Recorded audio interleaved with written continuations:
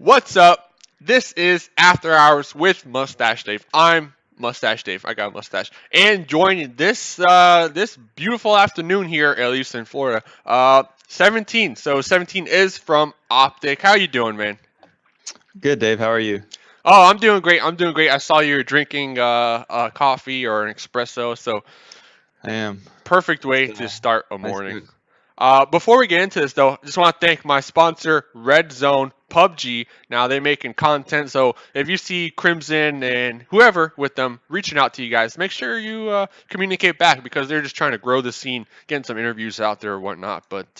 So let's get right into it. 17 from What's Optic. going on? Let's go. What's going on? On the streets, they call you 17. But I had a question revolving or surrounding your name. What do the ladies call you? What do the girls call you? Because I can only imagine 17 could be some legal issues coming to mind. Well, my wife calls me Tanner. So that's probably the only woman who's been calling me much these days. I've been married for 3 years now, so don't have to worry about the name and what to be called and any pet names or anything like that. So far, just her. All right, just sir. That's fair. That's fair. And you, just to clarify, I guess your wife, you're not 17 then, right? So what's I'm up with the not. name? What's up with your name? I'm actually 25, and 17 was just my football and baseball number on the back of the jersey, obviously. And since esports doesn't have, numbers on the back of their jerseys, I figured, hey, I wanted to keep, my number, and so I just made it my name. And PUBG is actually the first game that I've used this nickname. So. I mean, it's pretty simple. I kind of like it. It's catchy. Like you mentioned though, should there be numbers? I mean, it's an interesting concept, I guess. I mean, how would that work out? Just four guys and a number on their jersey. I mean, what do you think about that? Um, I Yeah, mean, I don't see it's a need yeah. for it as much as like I mean, in traditional sports, there's like a reason behind it, and in esports, like you're all sitting behind a desk and people know kind of where you're at. Your name's above you in a background. Where if you're out on a football field or something running around, fans need something to know who's running the ball or who's Yeah, yeah. All right, kicking all right, or all right. something. So then, what's your role on the squad optic? I mean, lately a lot of these squads have been defining key roles within the squad, like IGL or frag or even support. I mean, where do you fit in if you guys even have those type of roles? Yeah, so I like I'm more of the IGL slash support role. Um, But as far as like in-game decision making, usually I'll uh, come up with something, or a lot like other teams, like someone else will come up with something, and then there's just like the one voice to say go now. Like, okay, yes, let's do that. So that's kind of like where I play.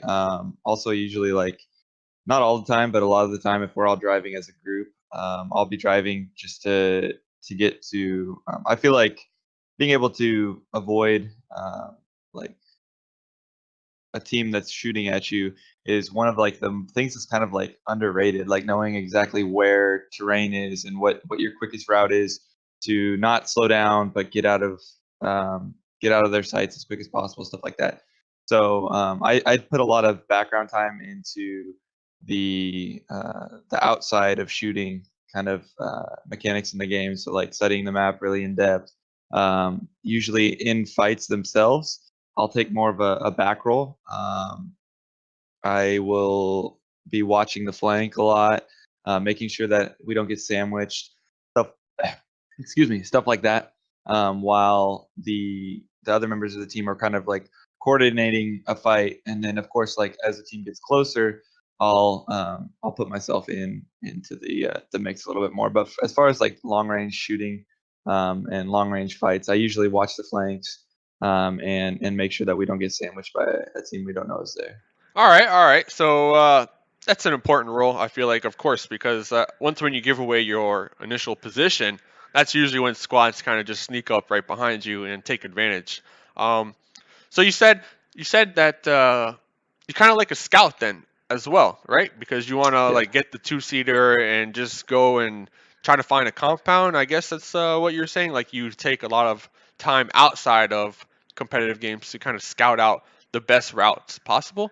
That's kind of Yeah, for sure, for sure. And like usually, yeah, taking a two-seater, getting out ahead, searching, scouting the terrain, and kind of letting the team know, hey, this path's safe, avoid this area, that kind of thing. And then also as far as like watching the flanks and stuff, there's nothing worse than like one solo player who's just kind of like creeping the grass, oh ruining yeah, the yeah. game for the whole team.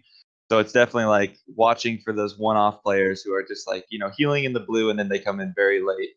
A lot of the times, what I'm doing isn't like very entertaining, or a lot of the times I'm watching somewhere where 90% of the time no one's going to be there, but you really want to avoid that 10% of the time where someone is there, and you lose a bunch of placements just because that one player. So Yeah, yeah, yeah. definitely No, I agree with you. I mean, we've seen it. I've seen it plenty of times. That solo guy kind of just creeps in behind a whole squad at that and manages to take one or even two out. And end game that could be extremely challenging. So for sure. we're gonna move forward.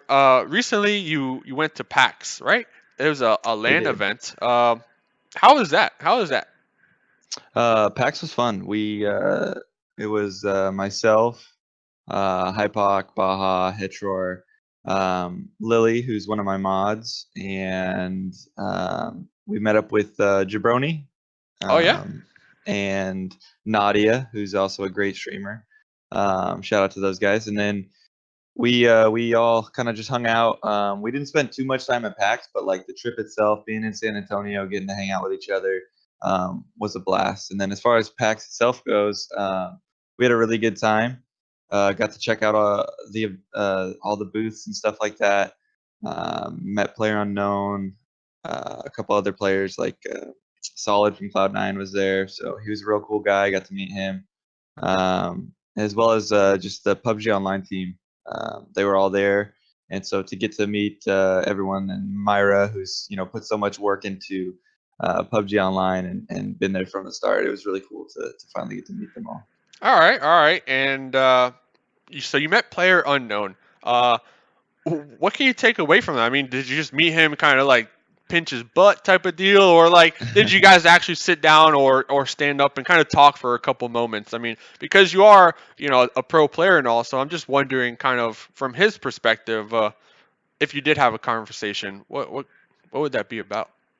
Yeah, we did chat a little bit. It was we kind of just got there was a meet and greet line, so he was meeting a lot of different people, doing photos and signing things and stuff like that, and we just kind of waited for him to be finished, and then they kind of brought us in. They were at the Discord booth actually, so the Discord people who were running the booth, they just said, hey, after everything's over, we'll give you guys a little bit more time to come in and chat and stuff like that.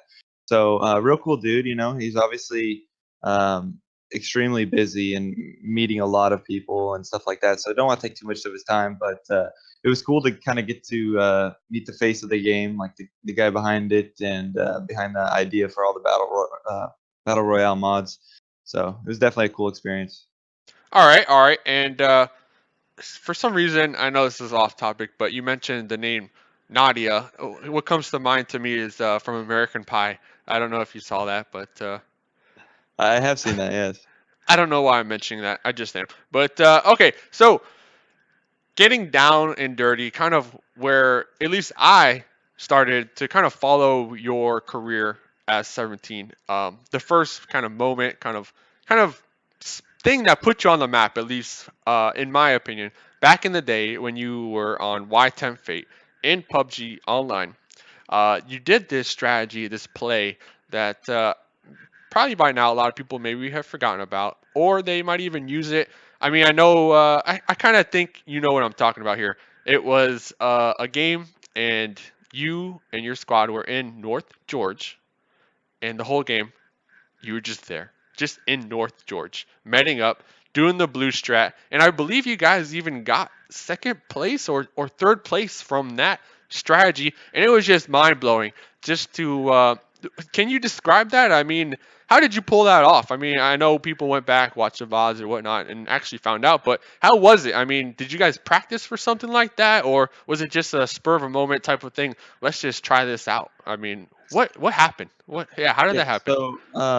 So the that's kind of like one of the things that I enjoy doing is just trying to figure out how far I can push the game, push the limits, and what isn't meta that could work. And that was originally something that when I found out that this was doable, I did it by just dropping solo into North George in a squad game, looting as much meds as I could, and I did it 4 games to kind of trial it, and all 4 games I got fourth, and that was me looting solo. So I knew if there was 3 other people also looting meds, that we would at least get fourth, and so it was something that I just had like in the back of my mind that, hey, this works. It's kind of it's not something that we really want to do.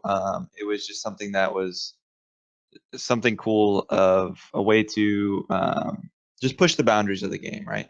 And so what had happened was that particular day was the first promotion from the it was still the open series at the time, but it would have been like contender, right? Because contender didn't exist at that time. But it was like the promotion, the first ever promotional to the showdown, and we had been a team that was in the showdown prior, and because of the split that happened with the old White Temp Fate, um, they had 3 members left, and Kickstart and myself were the 2 that kind of left the team. So they ended up keeping the spot. We took the team name and rebuilt with Baha and Ashik, and we were in that qualifying match. And what had happened was we were going to play it out normal. We were really upset because also at the time there was so much going on at the time, Dave, and I'm sure you remember, but like it was the first time we had ever played a competitive first-person game. So Hmm. because there was so much on the line and it was no longer third person what we're used to, we were kind of like, well, we don't know what is first person going to change? Is it going to be like, can we play it the same as third person? All these things. So what had happened was Baha had gotten kicked from the lobby, disconnected, whatever the issues were going on with the game at the time, and couldn't get back in. And there was just the 3 of us. And so the 3 of us are sitting up there looting North George, and I had told them, "Hey, just loot as much meds as you can."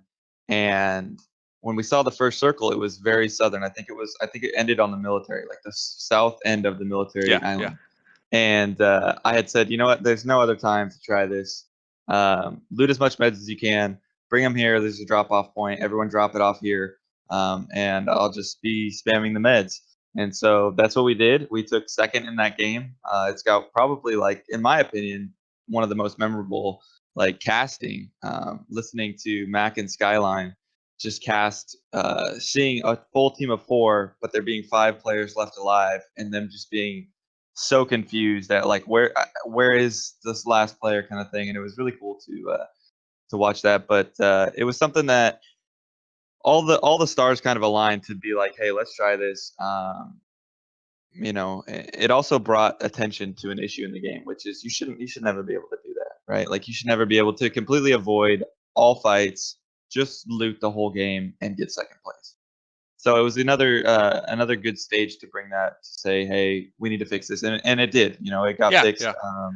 And I think that that's probably the most important thing out of it all. Yeah, we had a lot of fun with it, but we made the game better as far as like a community of players. We said, hey, this should never be able to happen, and Blue Hole, or PUBG Core now, was definitely able to fix the problem. Yeah, yeah, and they did, they did. But I loved it though. It was groundbreaking, and it was just never seen before. I loved it. But is there anything else kind of similar to that you could think of right off the top of your mind, or is it just a secret kind of strategies that you guys have been working on that are outside of that meta? You get my question? Like currently, like Yeah, is there anything yeah, like new or exciting that you can maybe talk to us about that you guys we might see from Optic moving forward? yeah. There's definitely some strategies that we have that are non-traditional. That I mean, obviously, I don't want to Yeah, spill yeah. them right now, but that you can expect a couple fun things from us that we have. in mind to try. All right, all right. So you met PlayerUnknown. I also saw you met Steven or Stefan Hayes, right? He's a venture capitalist. He's an investor in Optic. I don't. What's his role? Yeah, I don't know too much about all the business background Yeah, stuff. yeah, yeah. But I do know he has An interest. uh, yeah. He definitely has an interest, and that he's just really a cool guy. He loves playing PUBG, so that's kind of where we've grown All to right. know him. Is just playing PUBG a lot with him, and we headed over to his place. He's very he had great hospitality. He had us over for the national championship football game. They're big Alabama fans, so it was cool to watch Alabama win the way they did, and cool environment for sure. All right, all right. So eating sushi, watching TV. I guess that's kind of where my question is leading to. You know, has money affected you? Has money got to your head? I mean, back from your Y Temp Fate days. Now you're a big star. I think you're a big star. I think all the guys on Optic, great players, big stars. But has money affected you as a player, or are you still as determined as back in that day when you were on the grind trying to get signed? I mean, how has it changed? Has your life changed? I mean, obviously, hopefully for the better. But what are the comparisons if you could just throw some out there?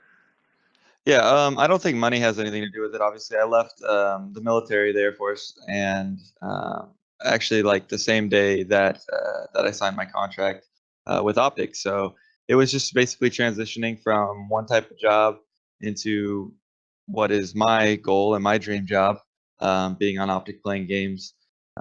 And so, like, as far as the money or anything, um, definitely hasn't changed at all. But it's been a major change for us as a team to go from where we were and grinding to get signed to getting signed and going through the transition of moving and getting used to this new life, where a lot of stuff, a lot of things for gamers is comfort. Like you're used to your office, like the office I had in Denver.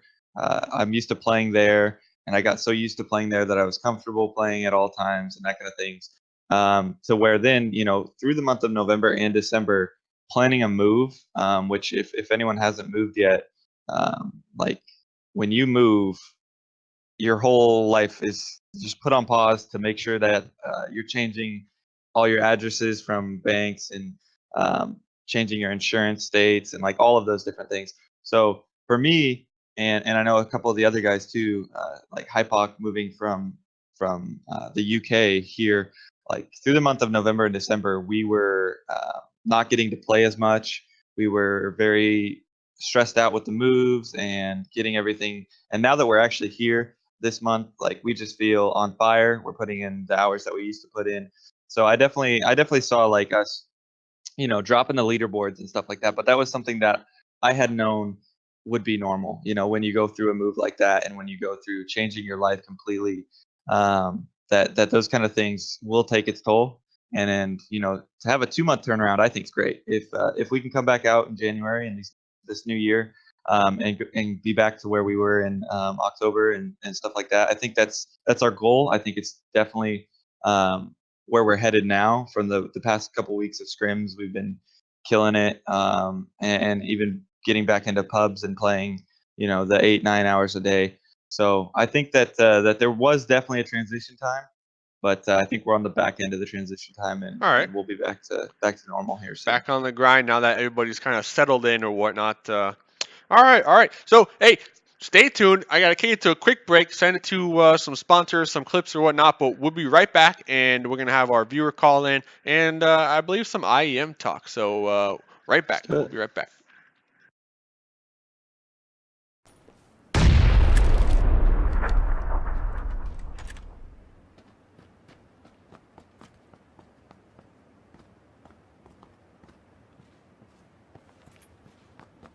Okay.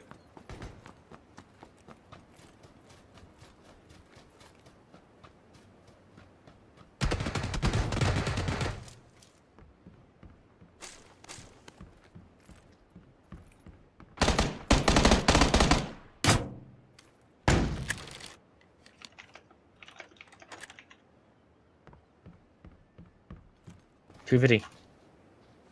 Close, close, close.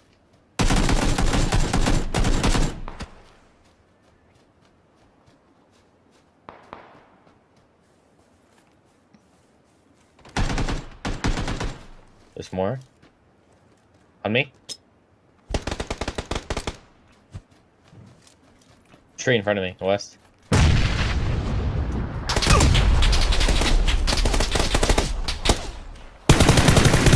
Nice, man. Oh my god, you're a beast. Can't.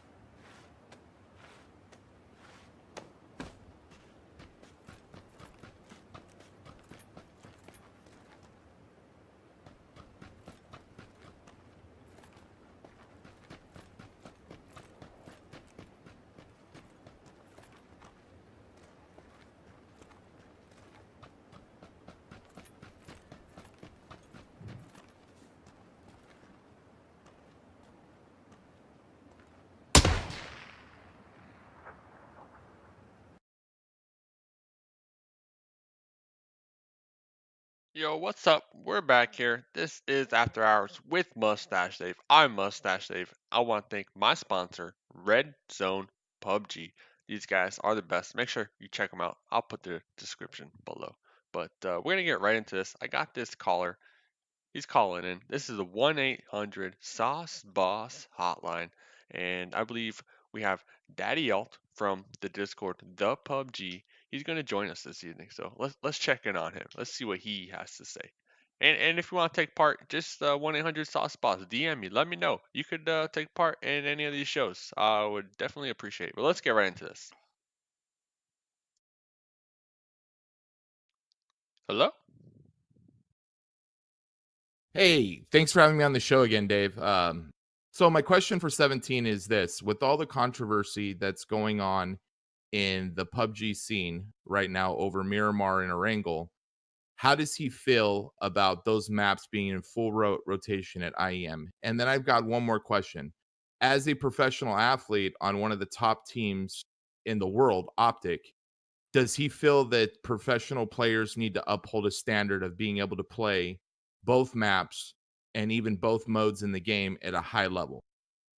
Whoa, whoa, whoa. What a great question, Daddy L. I appreciate you calling in. Once again, this guy, he is just busting his back trying to grow this community, the PUBG. Make sure you check him out. DM him at his little DM link that is right at the top here.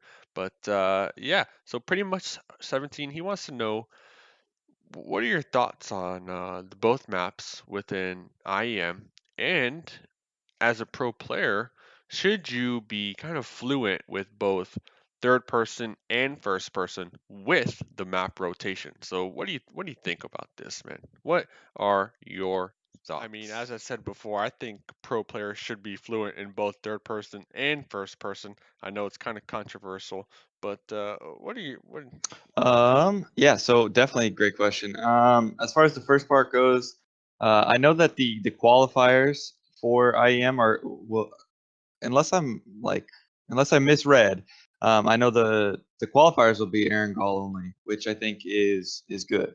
As far as like if the event is both maps, and then I think that it'll be a showcase of the new map in competitive on a LAN, which I think is definitely what the devs wanted. Any maps that you have, you want to get them in rotation and competitive and see how they go. If it's just one event and then people say, "Hey, we really don't like this," then that's one thing. But to at least get it in and get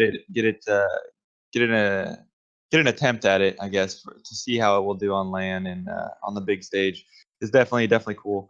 As far as having both in competitive play and players adjusting to that, yeah, I think that in time everything will figure itself out. So whether we play Miramar or not for any event or any league, it really doesn't matter to me. We'll adjust. The good team should be able to adjust to that, and I think that we'll definitely still see the same teams showing up more and more. Changing the map shouldn't necessarily change how a team performs. I'm sure there might be a little one-off on that happening, but for the most part, I think the good teams are going to be they're going to learn, they're going to put in the hours to study and know what benefits are available on different maps and stuff like that, and how you can get punished on one map where you can't be punished on the other, and vice versa. All right. As far as third and first person go, I'm more of a, I guess I'm more of a less opinionated. I definitely prefer third person still. I think, however, like the more you do what you're comfortable with, the more you're gonna like it, which is why I think now a lot of like people in NA are just like, yeah, first person's fine, whatever. But as far as being able to play both, I think that really comes down to the Far East scene also. So like the Eastern scene with Asia and what they have going on playing third person. I know OGN coming up in February and stuff like that. Having NA teams invited and playing in that, NA teams haven't played third person for the most part for the past 4 or 5 months. Yeah. So it'll be definitely different to see. I think that as pros, we should be able to adapt to whatever changes come our way. So I personally believe that I should be able to play first person, third person on both maps. And if they were to change anything else too, I'd have to adapt to that. It doesn't necessarily mean I like it, but that's the whole point of being a professional and being able to put in the hours that that we are given. You know, this is full-time job, and that's basically what we should be able to do. Anything that's a weakness, we should be able to put more time into that. So yeah, I guess that's the best answer I have to that question. Hopefully I did you right, Daddy. Yeah. So to tack on, I guess this IEM. You answered the question pretty good, so I'm pretty sure he's happy with it. But you mentioned IEM, right? It has EU, NA, and the Asian scene as well. That's what they're calling it, Asia. I So believe one South American team qualifies. one South American as well. Wow. So, I mean, I feel like the argument could be said vice versa, right? Because the Asian scene, for the most part, they've been doing all third person, so they might have trouble with the first person as well. I don't know. So, but what I do know, kind of like what you're talking about, is I don't think they announced yet exactly. Is it going to be in first person or third person or mixed? I'm not sure if I am announced that. What do you have so far on that? I guess I had just assumed it was going to be first person. First person, but we don't really know.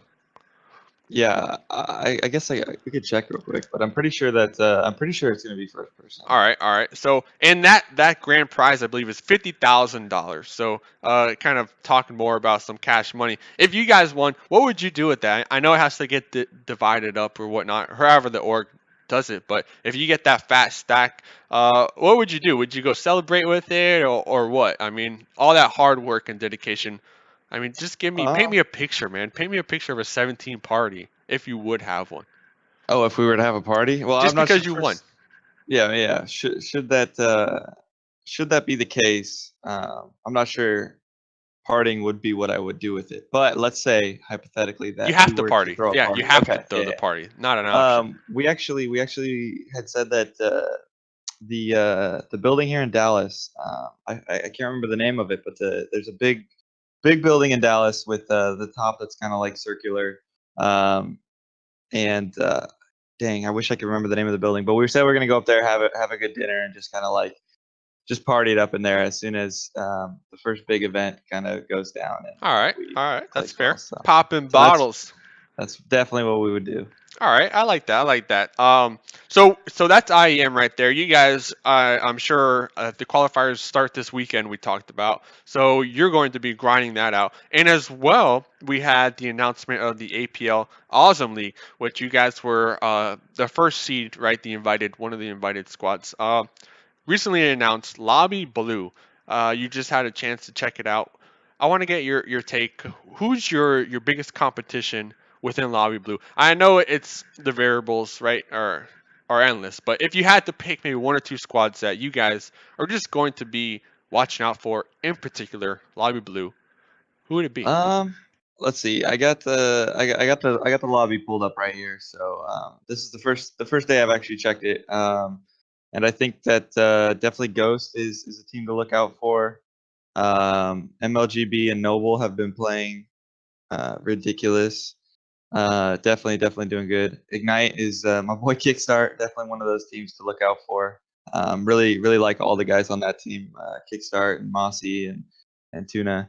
and I think CeeLo is the 4th. So definitely that team will be one of the more unknown teams for the casual viewer. That they'll come in there and they'll definitely compete with the best of the teams. And then obviously I don't want to skip on Envy or Totality. They're both very good teams also. So pretty much it's the whole definitely gonna be lobby. fun. 25 to 50% of lobby, you guys are going to be just watching out for. Just watching out for. So we're getting to that time, about the end of the show here. I just want to thank you once again for taking your time to sit down and talk to me. But I need to test your knowledge. I need to test your skills. We're gonna throw it to the very popular, backed by popular demand, How Woke Are You segment. I get lots of comments on this through DMs. People are loving it. So we're gonna test you. I got 3 terms. Not sponsored yet, but hopefully in the future by UrbanDictionary.com. So Okay. if you're ready for this, no Googling. Let's This do it. one, and like I mentioned before, it's tough because a lot of the terms on there are just straight up rated R and of sexual content. So I try not to get that deep into this kind of Urban Dictionary. But hey, I still love the website. But so what is, and if you need me to say it in a question or a sentence, I can. This one's pretty simple. Mud butt. What does mud butt mean? A mud butt. Mud butt sounds like you did not wipe after using the restroom. All right. So I just went to the bathroom and I got mud butt, dude. I got mud butt. So are you fine with your guess? Yeah, I'm sticking with it. I'm sticking All with right. it. You just had the runs and you didn't wipe as much as you needed to. Okay. So from my understanding, it's the actual runs itself. You got that Okay. swamp juice, stuff flowing out there. So I think you wipe your butt, but it's just what's coming out the butt is what the term mud butt means. So, all right, we're gonna move Okay. on to this next one. We recently had Thanksgiving, but this term is Shanksgiving. So, yo, how you doing, man? Like, I see you made it through Shanksgiving. Shanksgiving. Shanksgiving. Sounds like you